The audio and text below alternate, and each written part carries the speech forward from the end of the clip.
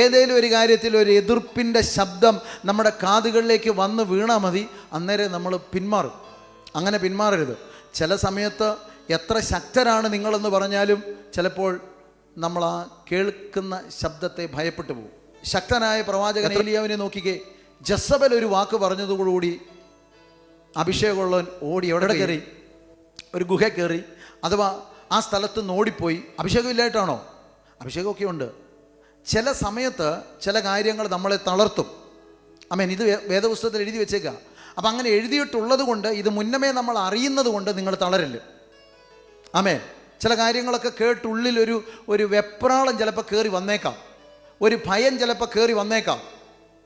പക്ഷെ അതുകൊണ്ട് നമ്മളങ്ങ് തോറ്റ് പിന്മാറരുത്. ഇവിടെ നോക്കിയ ആളുകൾ പറയുകയാണ്, ആമേൻ, ദാവീദിൻ്റെ നഗരമെന്ന് വിളിക്കപ്പെടുന്ന, ആമേൻ, മഹാരാജാവിൻ്റെ നഗരമെന്ന് വിളിക്കപ്പെടുന്ന, ആമേൻ, സിയോൻ കോട്ട, അത് രാജാവിൻ്റെ നഗരമാണ്. ആമേൻ. അവനത് പിടിക്കാൻ വേണ്ടി പുറപ്പെട്ടു വരുമ്പോൾ അവനെ തടയുവാൻ ലോകം പറയുക, മനുഷ്യൻ പറയുക, നിന്നെ തടയാൻ കുരുടരും മുടന്തരും ഒക്കെ മതി, നീ ഇതിനപ്പുറത്തേക്കൊന്നും പോവുകയില്ല, നീ ഇതിനപ്പുറത്തേക്ക് പോകത്തില്ല, നിനക്ക് കഴിയത്തില്ല. ചിലപ്പോൾ നമ്മുടെ മനസ്സ് തന്നെ നമ്മളോട് പറഞ്ഞേക്കാം, നീ ഇതിനപ്പുറത്തേക്ക് പോകുകയെന്ന. എന്നാൽ നോക്കിക്കേ, അവിടെ എഴുതിയേക്കുന്ന വാക്ക് കണ്ടോ? 7-ാം വാക്യം ഒരിക്കൽ കൂടെ വായിച്ചേ. എന്നിട്ടും ദാവീദ് സിയോൻ കോട്ട പിടിച്ചു. എന്നിട്ടും, ആ വാക്ക് ശ്രദ്ധിക്കണം.